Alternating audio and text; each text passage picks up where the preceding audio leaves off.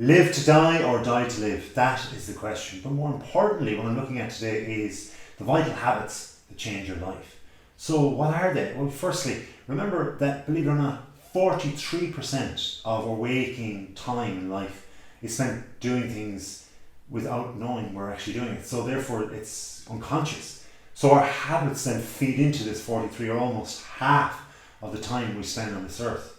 So it's really important to clear the bad things we're doing and regenerate good new habits. The first one is looking at going to bed early. Now, I know you've been taught and told perhaps when you're really young to go to bed early on time, and it's really important, but it's actually factually correct.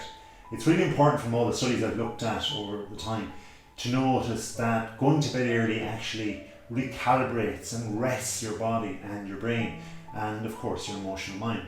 So it's really important, by going to bed on time and having a bedtime routine, you're actually going to make sure that in the morning you'll wake more naturally, which is essentially how we're programmed as human beings to do. Firstly, by going to bed on time, you might wonder what exact time is the best time to go to bed, and that's a fair question. So you might wonder, what time is the best time to go to bed? Well, you have to take it back from 12 o'clock.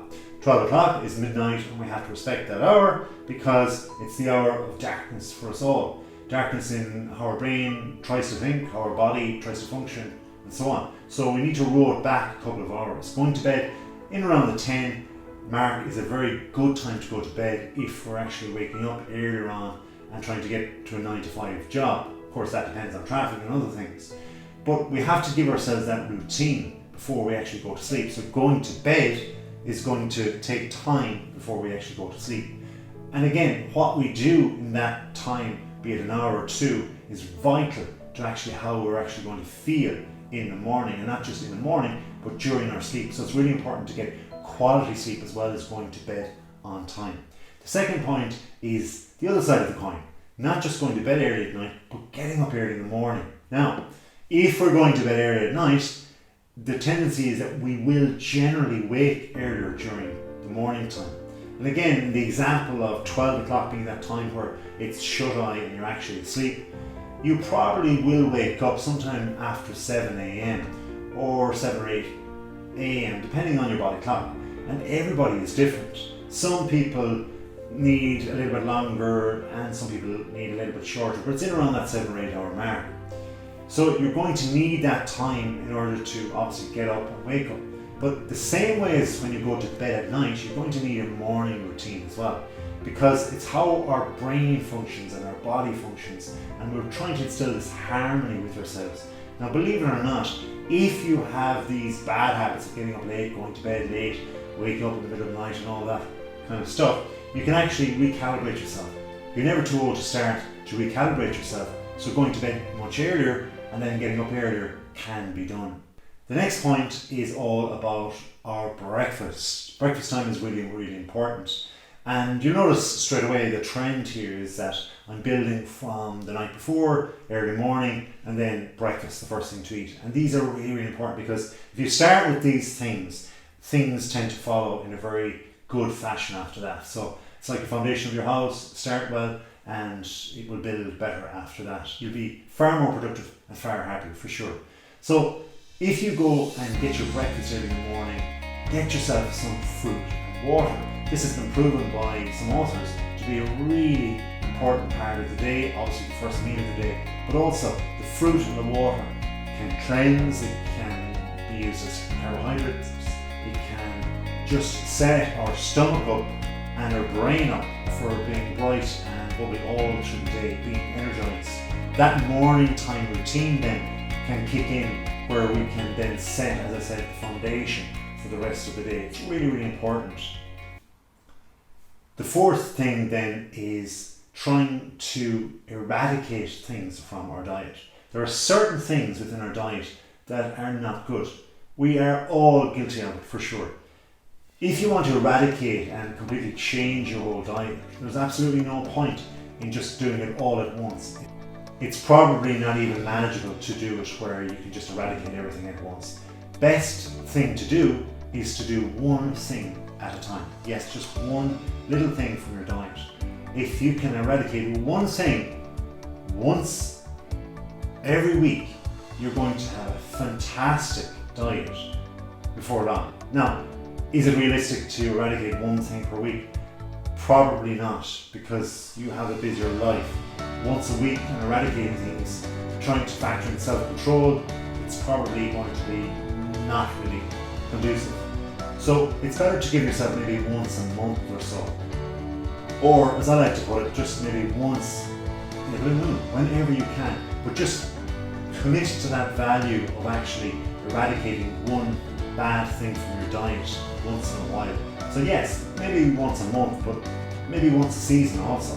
It depends on how you actually control the first thing. Again, you want it to be a building block.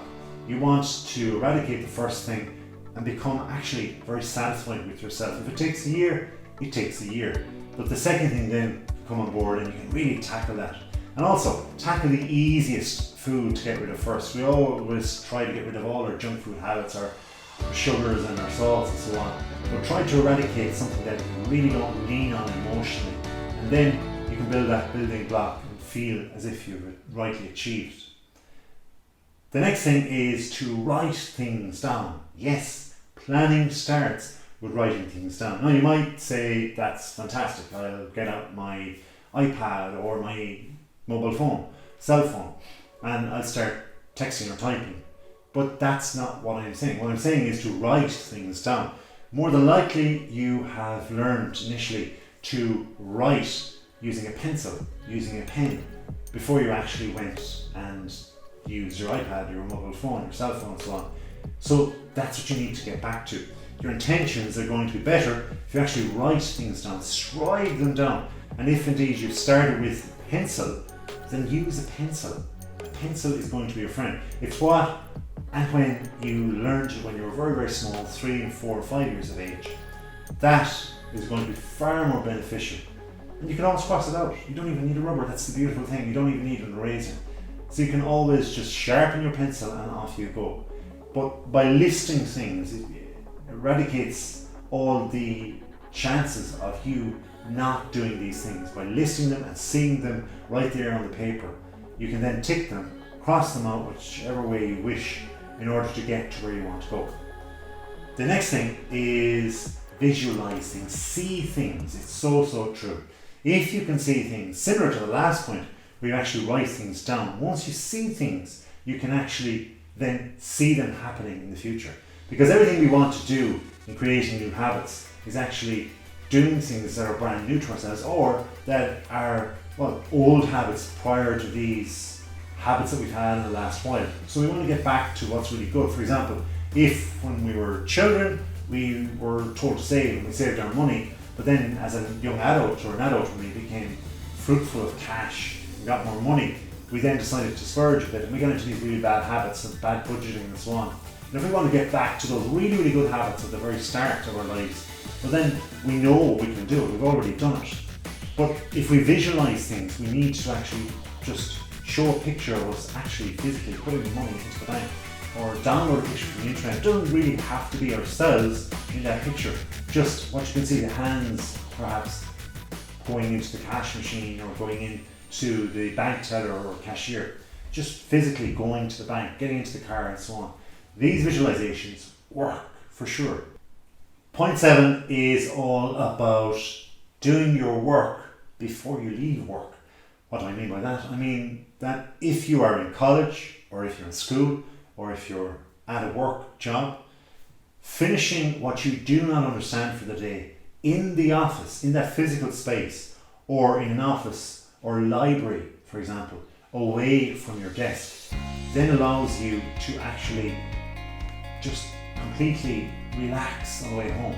So if you're beginning to become stressed because you don't understand something, it's best to actually do it physically there. So change the space. If you're in a classroom, if you're in a college or a studio, then change the space if that's the space that you spend most hours in the day, or if that's the space indeed that you've had the confusion in what you've actually tried to learn or tried to attain for the day or tried to produce.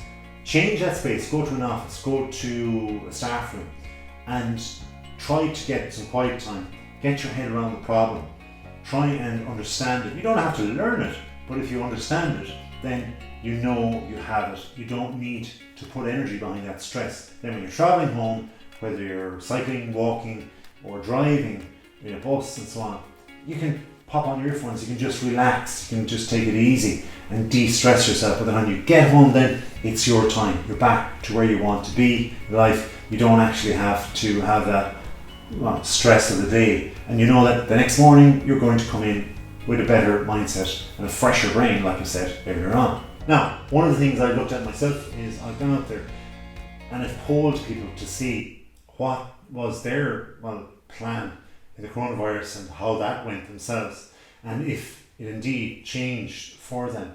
And this is what I actually found out. So it's really important to have all those things, and to change our habits we need these vital changes in life. So if you've enjoyed the video, please subscribe.